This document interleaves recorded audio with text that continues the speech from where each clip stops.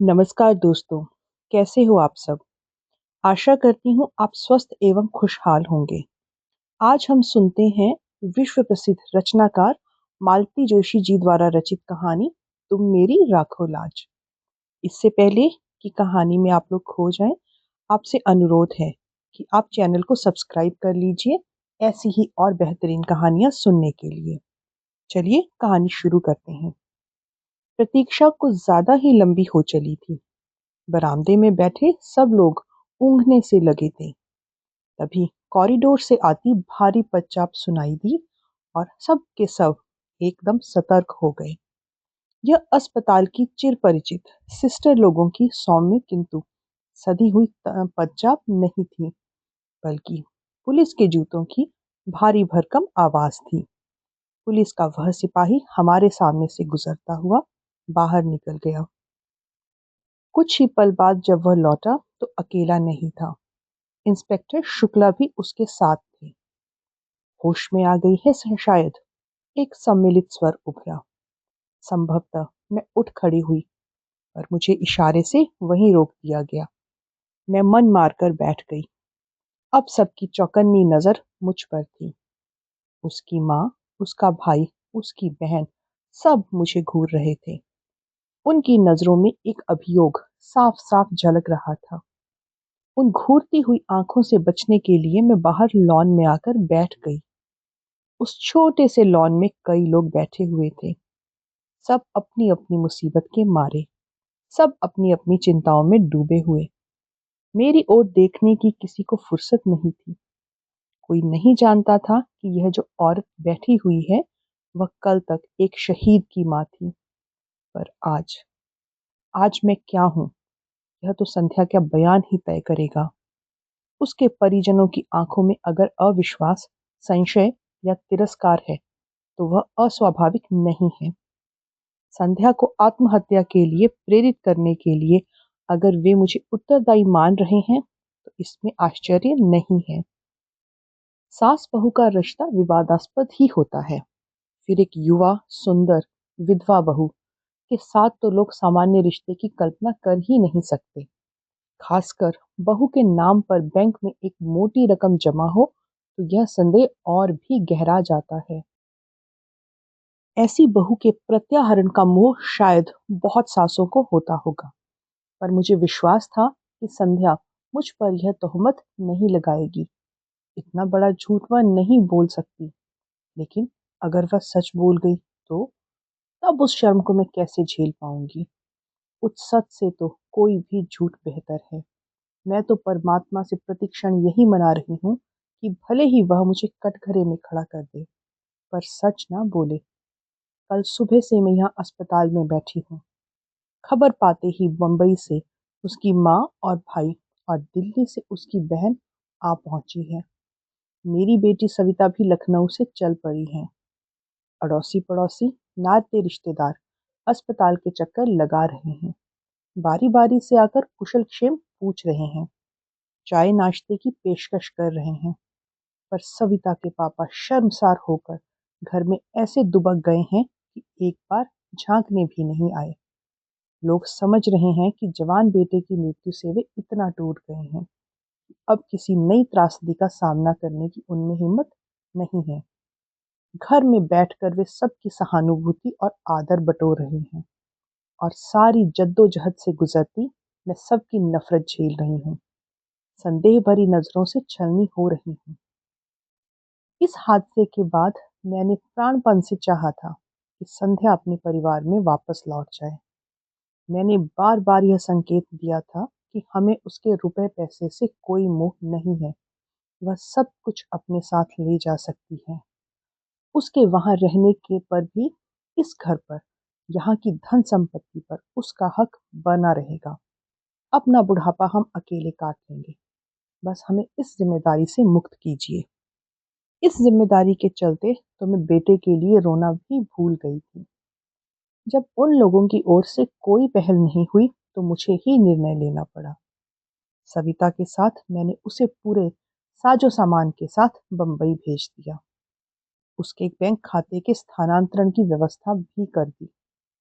लेकिन 15 दिन भी नहीं बीते थे कि वह बैरंग चिट्ठी की तरह लौट आई। साथ में उसकी माँ भी थी। समधिन ने हाथ जोड़कर कहा, बहन जी, आपका इतना बड़ा घर है, लड़की कहीं भी पड़ी रहेगी, आपकी सेवा करके जिंदगी गुजार देगी। यह घर तो उसी का है, वह जब चाहे यहाँ आ जा सकती है। आपने कुछ अच्छा ही सोचा होगा, मैं जानती हूँ। घर की बात बाहर उछलनी नहीं चाहिए, पर आप तो अपनी हैं, आपसे क्या छिपाना। जब से संध्या के पिता की मृत्यु हुई है, हमारे घर में बहू का राज हो गया है। राज क्या है, पूरा रावण राज है। हम माँ बेटी ने ये 15 दिन कैसे गुजारे हैं, सिर्फ मैं ही जानती हूँ। इसलिए मैंने इसकी पढ़ाई भी पूरी नहीं होने दी, जल्दी शादी कर दी। सोचा था अपने घर में सुखी रहेगी, पर भाग्य में हो तब तो। उसकी शादी के खर्च को लेकर बहू जब तब ताने देती है। अगर यह हमेशा के लिए घर वापस आ गई तो वह हम दोनों का जीना मुहाल कर देगी। लेकिन वहां रहने की जरूरत ही क्या है। आप लोग एक अच्छा सा फ्लैट ले लीजिए, हम दिला देंगे।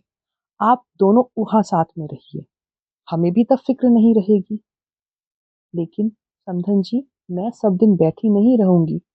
उसके बाद उसके बाद संध्या का क्या होगा। बहन जी, हम भी कोई अमर पट्टा लेकर नहीं आए हैं। जाना तो हमें भी है, और जितनी जल्दी चले जाएं उतना अच्छा। पर जाने से पहले इसका ठिकाना करके जाना है। अच्छा घर वर देखकर इसकी शादी कर देनी है। इतनी बड़ी पहाड़ से जिंदगी वह अकेले कैसे काटेगी। तो बहन जी, यह काम भी आप ही कर सकती हैं। आपके साथ भाई साहब हैं, मेरे पास तो कोई साधन भी नहीं है। इसके भाई भाभी अगर लालच में आ गए इसके धन के, तो दूसरी शादी भी नहीं होने देंगे। जिंदगी भर इसके पैसों पर कुंडली मारकर बैठ जाएंगे। आपको अपने बेटे पर जरा भी एतबार नहीं है। बेटा अपना है तो क्या हुआ बहन जी, बहू तो पराई घर से आई है।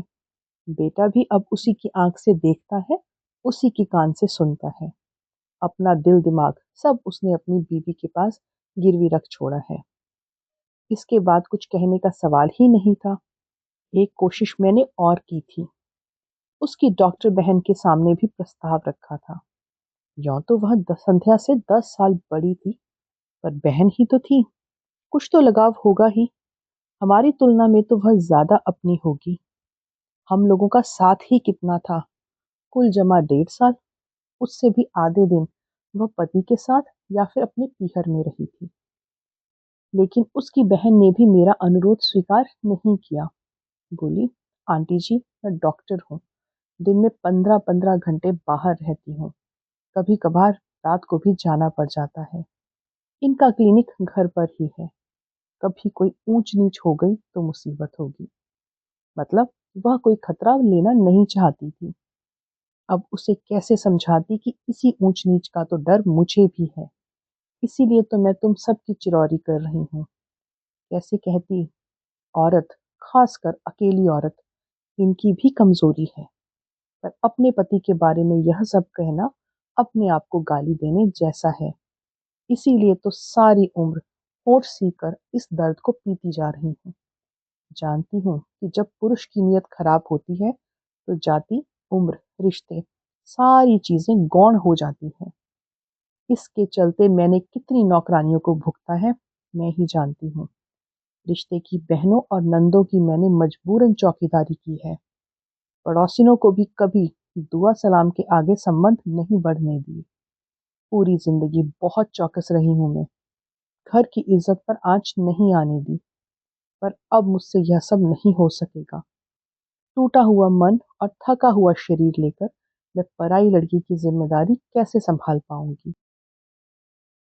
मेरा मन उसी दिन कांप गया था जब शोक से बेहाल संध्या को इन्होंने अंक में भर लिया था।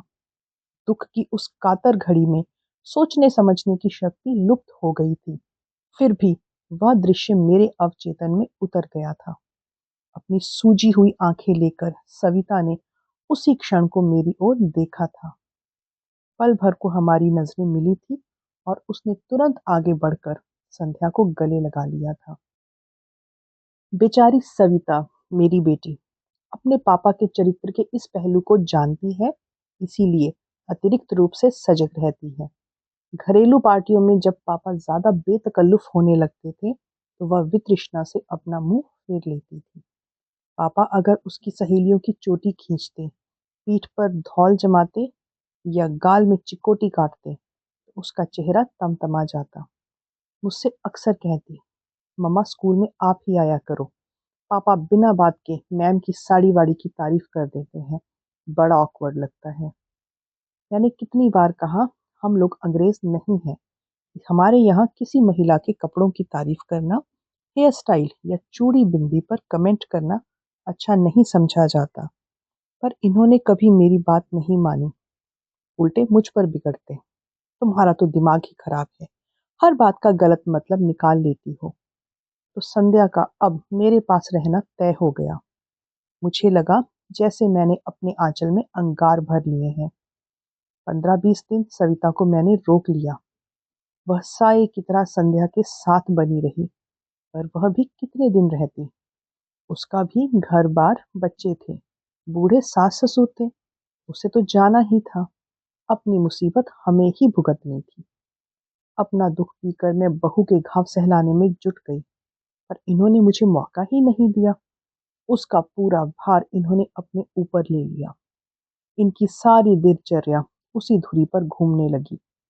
सुबह शाम पेपर पढ़ना, न्यूज़ सुनना, सीरियल्स देखना, अब सब बहू के साथ होने लगा। दोपहर में कैरम या लूडो खेला जाता, उसे ब्रिज का गेम सिखाया जाता, उसके लिए लाइब्रेरी लगवाई गई, उसके लिए नई नई कैसेट्स और सीडी घर में आने लगी। एक दिन उन्होंने घोषणा की कि वे संध्या को ड्राइविंग सिखाएंगे।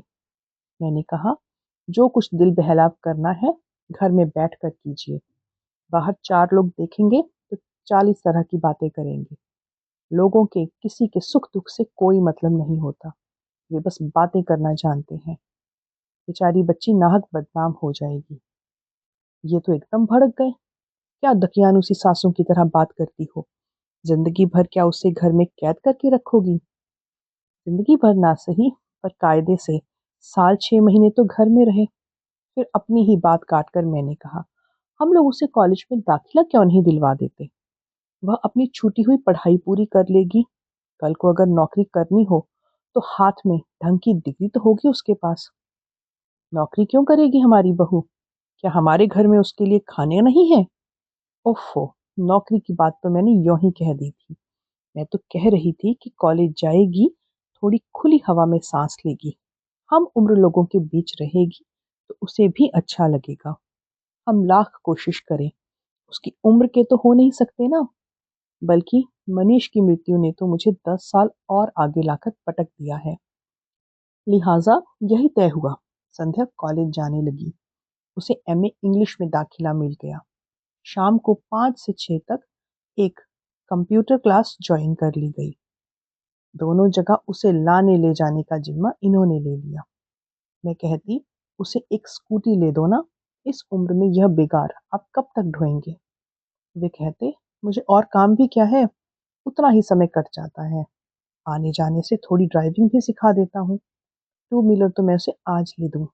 और कॉलेज पता है तुम्हें कितनी दूर है? उसके घर लौटने तक हमारी जान सांसत में बनी रहेगी। आजकल के लड़के भी कम शरारती नहीं होते। मैं जाता हूँ तो थोड़ा रौब-दाब रहता है, ज़्यादा बदतमीजी नहीं करते। इन्होंने तो अपना वक्त बांध लिया था, पर मेरा समय काटे नहीं कटता था। 3 प्राणियों के परिवार में मैं एकदम अकेली पड़ गई थी। गृहस्थी से मन उचट गया था, फिर भी उसे ढोना पड़ रहा था। भूख प्यास गायब हो गई थी, फिर भी दोनों वक्त रसोई में सिर देना पड़ता था। जिस दिन भी थोड़ी कोर कसर रह जाती, वे फौरन कहते, हम दोनों तो बूढ़े प्राणी हैं, खिचड़ी खाकर भी जी लेंगे, पर इस बच्ची का तो कुछ ख्याल करो, वह तो अपने मुख से कुछ कहने से रही। 3-4 महीने बाद सविता फिर एक बार चली आई। लाख ससुराल में थी, पर उसका मन यहीं अटका हुआ था। जानती थी कि भाई की मृत्यु के बाद मम्मी पापा कितने अकेले पड़ गए हैं। आते ही बोली, मम्मा तुम्हें क्या हो गया है? बीमार हो क्या? इन 4 महीनों में तो तुम आधी भी नहीं रह गई हो। मैं हंसी मैंने सूखी हंसी हंसकर कहा, अब इस जन्म में तो मैं मुटाने से रही। तुम्हारा भाई मुझे जिंदगी भर का रोग दे गया है। 2 दिन में ही उसे सारी दिनचर्या समझ में आ गई। बोली, यह क्या बात है मम्मा, दिन भर तुम ही लगी रहती हो। इसमें नई बात क्या है बेटा, तुम्हारी शादी के बाद से तो मैं अकेले ही सब कर रही हूँ। पर अब तो घर में संध्या है, उसे तुम्हारा हाथ बटाना चाहिए। पर उस बच्ची के पास समय है कहाँ पे। क्यों, सुबह उसका कॉलेज होता है, ठीक है, पर शाम का खाना तो बना ही सकती है ना। सच कहूँ सविता, अब उससे कुछ कहते भी संकोच होता है। लगता है वह इस घर में मेहमान है। कहने की क्या जरूरत है, उसे खुद भी सोचना चाहिए। शायद अब उसको भी इन चीजों में कोई रस नहीं रह गया है। पहले जब आती थी मुझे रसोई में घुसने नहीं देती थी। सुबह शाम नई नई चीजें बनाकर खिलाती थी। अब उसका भी मन हट गया है। और ठीक भी है, यह उसकी गृहस्थी तो नहीं है, वह तो बस समय काट रही है। और सच तो यह भी है कि हम सब अपना समय काट रहे हैं। अरे पापा, पापा क्या कर रहे हैं, एकदम उसके ड्राइवर ही बन गए हैं। शाम का तो चलो ठीक है, पर सुबह तो अपने से जा सकती है ना। ना हो तो उसे एक स्कूटर ले दो। यह बात तुम अपने पापा से ही कहना। और वह सचमुच सविता इस बार डरी नहीं, सवाल कर ही डाला। बोली, पापा हमें तो याद नहीं कि आपने हमें कभी कॉलेज छोड़ा हो या लेने आए हो। अब तो जैसे आपने ड्यूटी ही लगा ली है। इन्होंने एक बार घूर कर मेरी ओर देखा और फिर कहा, बेटा जब तुम पढ़ती थी तब ना तो मेरे पास समय था और ना ही गाड़ी। अब मेरे पास समय ही समय है। मैं तुम्हारी माँ की तरह चौबीसों घंटे ठाकुर जी के सामने ध्यान लगाकर नहीं बैठ सकता। मुझे भगवान से नफरत हो गई है। सारे व्रत अनुष्ठानों पर से मेरा विश्वास उठ गया है, इसलिए मैं अपनी शांति कहीं और खोजता हूँ। और एक बात सवी, तुम्हारी अपनी एक भरी पूरी दुनिया है और यह बच्ची बिल्कुल अकेली है। मैं सिर्फ उसका अकेलापन बांटने की कोशिश करता हूँ और उसका तो एक बहाना है। सच तो यह है कि मैं अपना ही अकेलापन उससे बांटने की कोशिश कर रहा हूँ। आखिरी बात कहते कहते इनका स्वर कातर हो आया था और हम दोनों जैसे पानी पानी हो गई। अपने दुख को सहलाते हुए हम यह भी भूल गई थी कि मरने वाला इनका भी कोई था। वह इनकी भी आंखों का सपना था, बुढ़ापे की लाठी था, कलेजे का टुकड़ा। हम लोग तो रोग आकर अपना दुख हल्का कर लेती हैं, पर ये तो पुरुष होने की विवशता को ढो रहे हैं। सारा हाहाकार मन में दबाए बैठे हैं। उस अश्रुसिक्त वेला में मैंने इनके सारे अपराध क्षमा कर दिए। नवंबर में नेहा की शादी निकल आई। इकलौती ननद की इकलौती बेटी की शादी थी। अपना सारा शोक समेटकर हमें भात की तैयारी में जुट जाना पड़ा। जब पहली बार खरीदारी के लिए निकली तो लगा जैसे युगों बाद घर की चारदीवारी से बाहर आई हूँ। संध्या और उसके पापा तो इस बहाने से रोज ही बाहर जा रहे थे, पर मैं साल भर से घर में कैद होकर रह गई थी। मंदिर तक जाने का मन नहीं होता था। शादी से लगभग 8 दिन पहले कृष्णा भात मांगने आई थी, तो साथ में पीले चावल भी लाई थी। निमंत्रण देते हुए बोली, भाभी आप लोगों को पूरे 4 दिन तक वहीं आकर रहना है। 17 को लेडी संगीत में आओगी तो 20 को बेटी को विदा करने के बाद ही लौटना। शादी है तो कृष्णा खैर आना ही है, पर संगीत वंगीत में मैं नहीं आ सकूंगी। क्यों भाभी, ऐसा क्या हो गया, आपकी अपनी बेटी की शादी है। क्या करूं, कहीं जाने का मन ही नहीं होता। तुम विश्वास नहीं करोगी, पिछले साल सवा साल में हम लोगों ने एक भी शादी अटेंड नहीं की है। अब यह घर की शादी है, इसीलिए आ रही हूँ। इसीलिए तो कह रही हूँ, तुम नहीं जाती हो तो भैया भी नहीं जा पाते। ऐसा कब तक चलेगा भाभी। जीना है तो जिंदगी की कुछ शर्तें माननी भी होगी। इसीलिए आग्रह कर रही हूँ कि तुम आओगी और सारे कार्यक्रम अटेंड करोगी। सच कहूँ कृष्णा, इस बच्ची को घर छोड़कर कहीं जाने का मन ही नहीं आता। तो उसे भी लेती आओ ना, ऐसे भी तो सब जगह आती जाती रहती है। सुरेश नरेश बताते रहते हैं कि अक्सर मामा के साथ गाड़ी में दिख जाती है। जरूर दिख जाती होगी। सुबह कॉलेज जाती है और शाम को कंप्यूटर क्लास। लाने ले जाने की ड्यूटी इनकी है। अब क्या करें, इतनी बड़ी जिंदगी उसके सामने है, कुछ ना कुछ तो करना ही पड़ेगा। हम लोग तो सब दिन बैठे नहीं रहेंगे। हाँ, खैर वो तो ठीक है, कृष्णा ने जैसे उकता कर कहा। पर तुम्हें संगीत में जरूर आना है, नहीं तो मैं भाग नहीं लूंगी, कह देती हूँ। और बहू को भी ले आना, उसका भी मन बहल जाएगा। तुम जरा अपने से कह देती, मैंने दबी जबान से कहा। पर कृष्णा ने ध्यान नहीं दिया। बहुओं को इतनी लिफ्ट देने के पक्ष में वह नहीं थी। बोली, तुम लोगों से कह तो दिया, वह क्या तुम लोगों से अलग है? कभी कभी दो शब्द भी लोगों को कितने भारी पड़ जाते हैं। बड़ी मुश्किल से मैंने संध्या को राजी किया था। उसके बाद दूसरी समस्या सामने आई। मम्मी जी, मैं क्या पहनूं? यह बात नहीं थी कि उसके पास कपड़ों की कमी थी। वह तो रोज ही बाहर जा रही थी, अपनी मनपसंद पोशाक और मनपसंद रंग पहनकर। मैंने कभी टोका टाकी नहीं की, मेरा तो कभी ध्यान भी नहीं उस ओर गया। पर यह प्रसंग अलग था, और इस बात को संध्या भी समझती थी। वहां उसे एकदम वैरागिन बनाकर तो नहीं ले जाती, लेकिन फिर भी कुछ सतर्कता बरतना जरूरी था। वहां तमाम जात बिरादरी की महिलाएं होंगी, कृष्णा के ससुराल वाले भी होंगे। जरा सी चूक हुई नहीं कि सबको चर्चा के लिए विषय मिल जाएगा।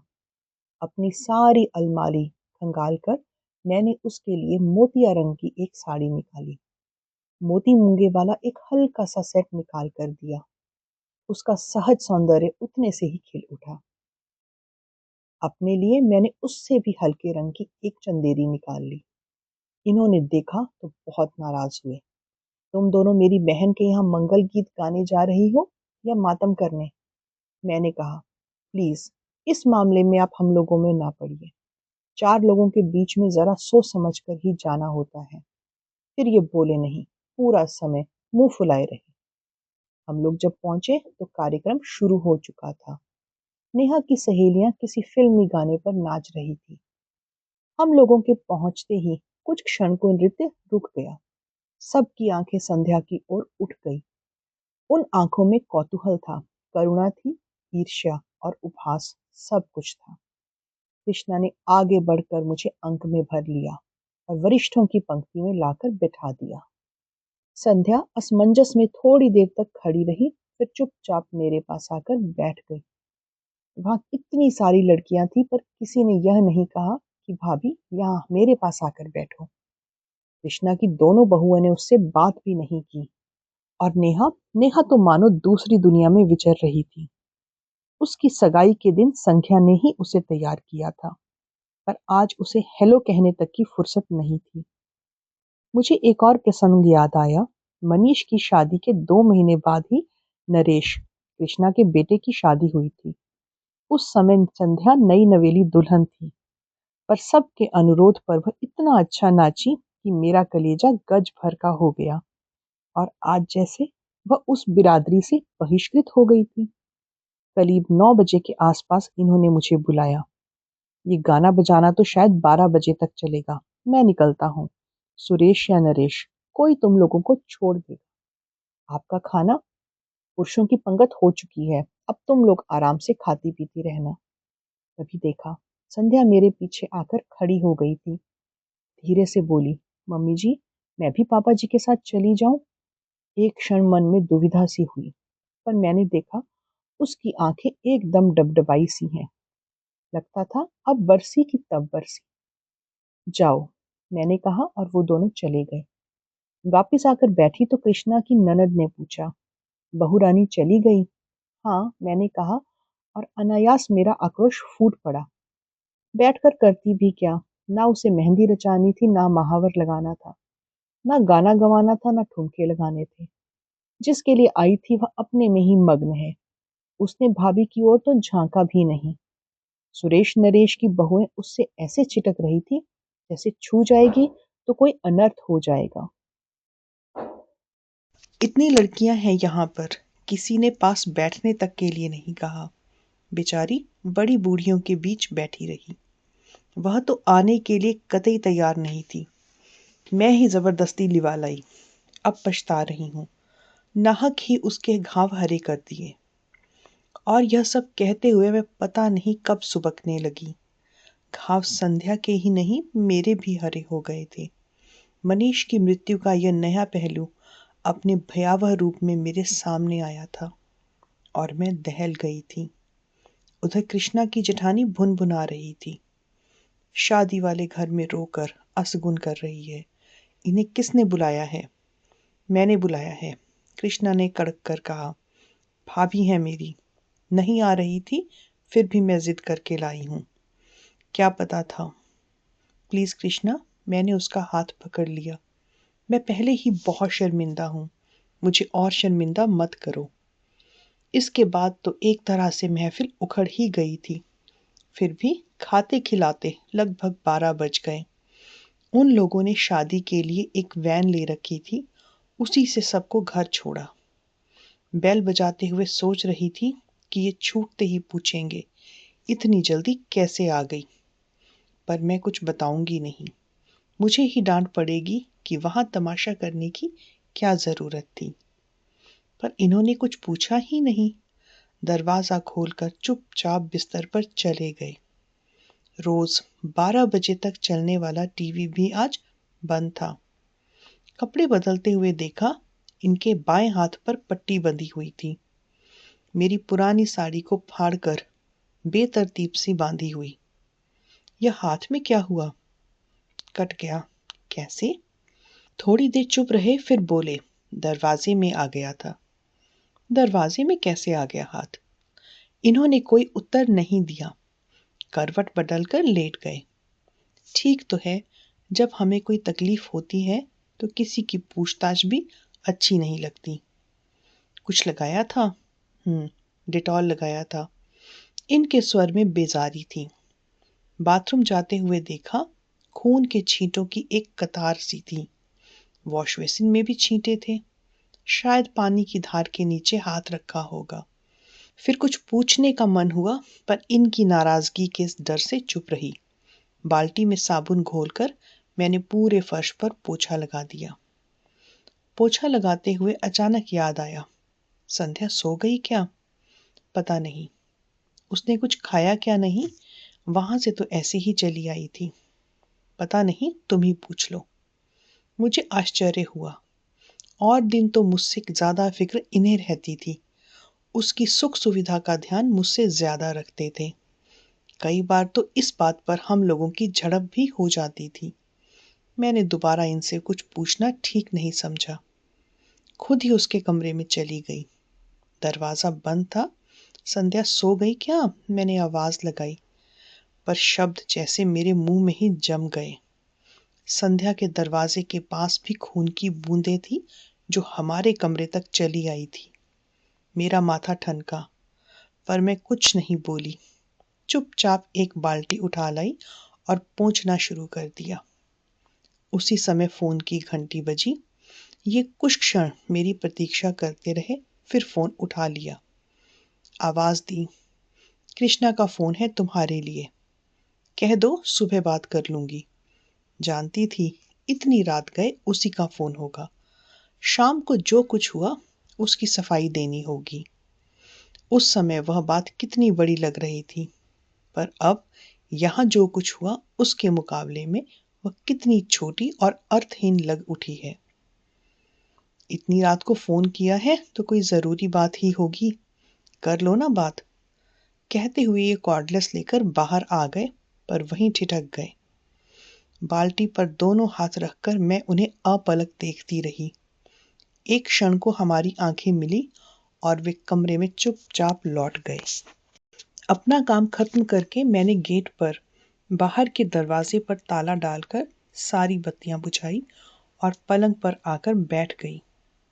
सोने का मन ही नहीं हो रहा था, बस पलंग की पाटी पर सिर टिकाए बैठी रही।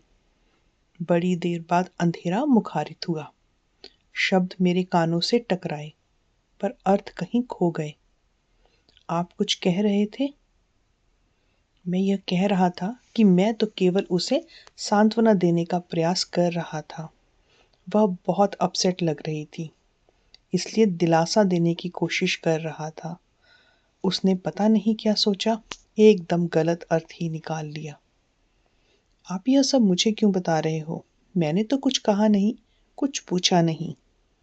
अभी बाहर तुमने जिस तरह मेरी ओर देखा था, उसके बाद क्या कुछ कहना शेष रह जाता है? क्या मैं तुम्हारी आंखों की भाषा नहीं पढ़ सकता? शायद इन्हें भी किसी किस्म की दिलासा चाहिए थी, पर मेरा मन ही नहीं हुआ। चुपचाप पीठ फेर कर लेट गई। भीतर एक अंधड़ सा उठ रहा था, प्रश्नों के बवंडर उठ रहे थे। सांत्वना देने उसके दरवाजे तक जाने की क्या जरूरत थी? ऐसा क्या कर दिया कि संध्या को आपके मुंह पर दरवाजा बंद करना पड़ा? ऐसी आक्रामक तो वह कभी नहीं थी। और आप कह रहे हैं कि उसने गलत सोच लिया। इस बचकाने विधान को मैं कैसे मान लूं? कोई भी औरत इस मामले में गलती कर ही नहीं सकती। छोटी से छोटी बच्ची भी इस स्पर्श की भाषा को बखूबी समझती है।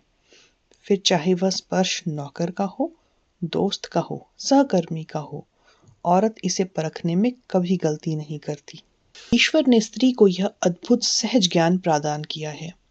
भीड़ की धक्का पेल में भी वह हर स्पर्श को अलग से परिभाषित कर सकती है। और ये कह रहे हैं कि उसने गलत सोच लिया होगा। ईश्वर करे ऐसा ही हो। उस रात मैं मना रही थी कि यह यहीं ठहर जाए। इस रात की कभी सुबह ना हो और मुझे संध्या का सामना ना करना पड़े। पर अपना चाहा सब कहाँ होता है। घड़ी के कांटों के साथ रात धीरे धीरे सरकती रही। रोज की तरह सूरज की किरणों ने दरवाजे पर दस्तक दी। उन किरणों के साथ दूध वाला, कचरे वाला, काम वाली, नल सभी ने अपनी आमद दर्ज की। मजबूरन उठना ही पड़ा। संध्या का कमरा अभी भी बंद था। मैंने राहत की सांस ली और किचन की ओर बढ़ गई। चाय बनाकर मैंने इन्हें जगाया। चेहरा काफी उतरा हुआ लग रहा था। यह अपराध बोध था या दर्द? वैसे हाथ भी काफी सूजा सा लग रहा था। रात भर जरूर परेशान रहे होंगे। कोई और वक्त होता तो इतनी हाय तौबा मचाते, ना खुद सोते ना मुझे सोने देते। पर इस बार तो मुझे पता ही नहीं चला। 8 बजे कृष्णा का फोन आया। वह मुझसे बात करने को व्यग्र थी, पर मैंने मौका ही नहीं दिया। कृष्णा, अच्छा हुआ तुमने फोन कर लिया। मैं बस अभी करने ही वाली थी। तुम्हारे वहां कार्यक्रम कितने बजे है? तुम्हारा कार्यक्रम है भाभी, जब तुम आ जाओ। तो ठीक है, 9-10 ठीक रहेगा ना? ऐसा करो, सुरेश नरेश किसी को भेज दो। तुम्हारे भैया के हाथ में चोट आ गई है, ये ड्राइव नहीं कर पाएंगे। और तुम तो जानती हो रिक्शा के लिए भी यहाँ कितनी दूर जाना पड़ता है। फिर इनसे कहा, आप तैयार हो जाइए, 9:30 बजे हम वहाँ चले चलेंगे। मेरा जाना क्या बहुत जरूरी है? इनका स्वर थका थका हुआ सा था। कैसी बातें करते हैं, हाजिरी तो लगानी ही पड़ेगी, बाकी सब मैं संभाल लूंगी। लौटते समय डॉक्टर के यहाँ भी होते हुए आएंगे। संध्या का कमरा अब भी बंद था। फिर मैंने ही सारा सामान जमाना शुरू किया। पिछली 2 शादियों के मुकाबले इस बार मैंने दिल खोल कर खर्च किया था। मन में एक ही बात थी कि अब जोड़ना भी किसके लिए है। संध्या के पास तो सरकार का और समाज का दिया बहुत है। जिंदगी आराम से कट जाएगी।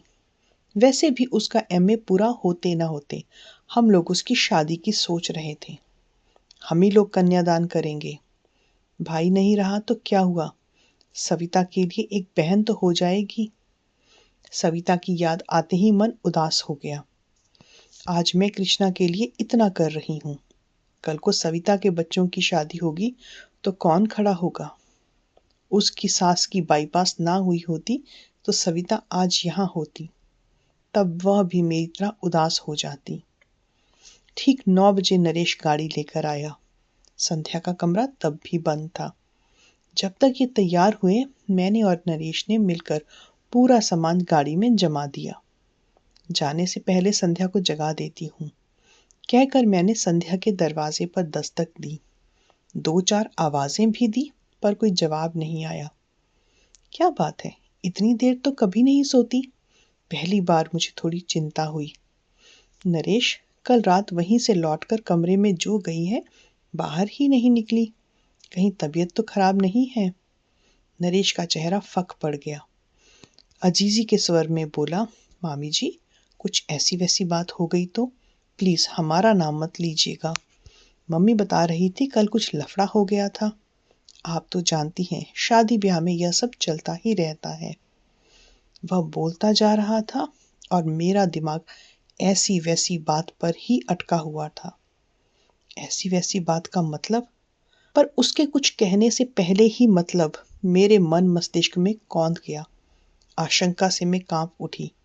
नरेश, किसी तरह दरवाजा खुलवाओ। वह कैसे खुलवाता? उसने कंधों से धक्का दिया, घुटनों से जोर लगाया, पर दरवाजा टस से मस नहीं हुआ। फिर उसने कहा, स्क्रू ड्राइवर हो तो दीजिए, मैं बोल्ट खोलने की कोशिश करता हूँ। तुम दरवाजा तोड़ दो। मेरा धैर्य अब टूट चुका था। अनिष्ट की आशंका से मैं सहम गई थी, पर दरवाजा तोड़ना क्या इतना आसान था? मैं, नरेश, मेहरी सब जोर आजमा रहे थे। मोगरी, हथौड़ी सबका उपयोग हो रहा था। शोर सुनकर पड़ोस के शुक्ला जी भी आ गए। उनकी भी मदद ली गई। बड़ी देर बाद थोड़ी सी फांक मिली तो धड़कते दिल से मैंने सबसे पहले पंखे का मुआयना किया। वह बंद था। फिर भी मैं राहत की सांस ना ले सकी, क्योंकि कमरे का सन्नाटा बड़ा अशुभ लग रहा था। बड़ी देर बाद दरवाजा भर भरा कर गिरा तो हम लोग तेजी से भीतर दाखिल हुए। पलंग पर वह निस्पंद लेटी थी।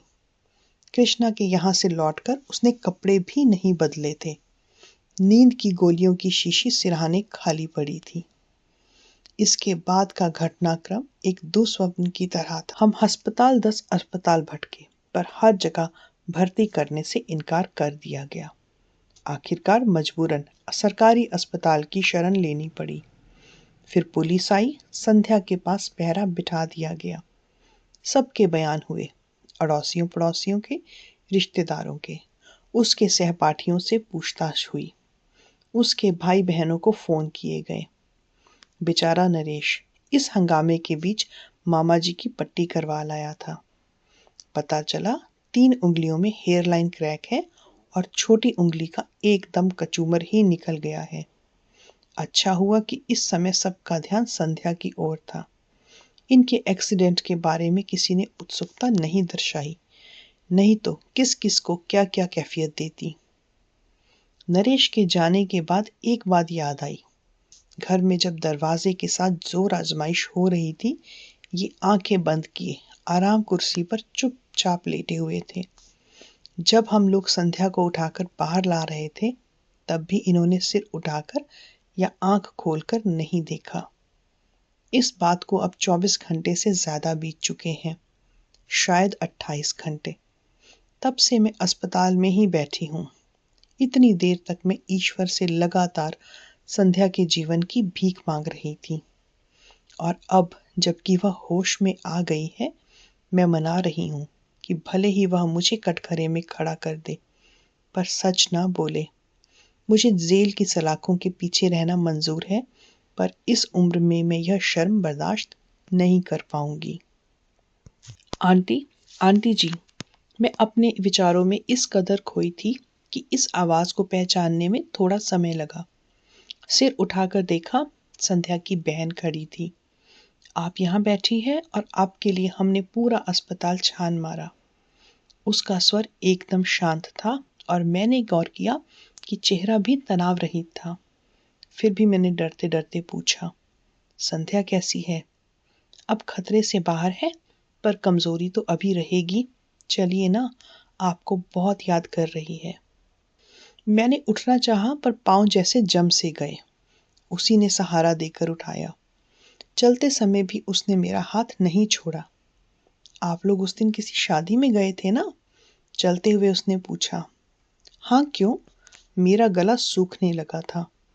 वह बता रही थी कि मनीष की मृत्यु के बाद पहली बार ऐसे फंक्शन में गई थी, इसलिए उस माहौल को बर्दाश्त नहीं कर सकी। संध्या ही क्यों, साल भर से हम लोग भी किसी शादी में नहीं गए, पर यह घर का मामला था, जाना पड़ा। वही तो, आप दोनों की बड़ी तारीफ कर रही थी, कह रही थी कि आप लोगों ने कभी एहसास नहीं होने दिया कि वह विधवा है, इसलिए वह भी इस सच को भूल सा गई थी। पर शादी में जब इस सच का सामना करना पड़ा तो उसे धक्का लगा। वह सह नहीं पाई। यह तो कहिए कि समय से इलाज हो गया, वरना। ईश्वर, तेरा लाख लाख शुक्र है, मैंने दोनों हाथ जोड़कर कहा। मेरे हाथ कांप रहे थे, आवाज लरज रही थी, पैर जवाब दे रहे थे। 2 दिनों की भूख, प्यास, अनिद्रा और दुश्चिंता सब एकदम मुझ पर हावी हो गए। 2 कदम चलना मेरे लिए दूभर हो गया। लड़खड़ाकर मैं वहीं एक बेंच पर धम से बैठ गई। मुंह से बस इतना ही निकला, थैंक यू संध्या। तो दोस्तों, ये थी आज की कहानी। कहानी कैसी लगी हमें कमेंट करके ज़रूर बताइएगा।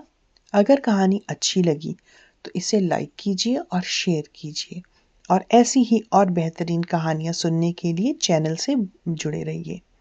मिलती हूँ आपसे दोबारा एक नई कहानी के साथ। तब तक अपना ध्यान रखिए। धन्यवाद।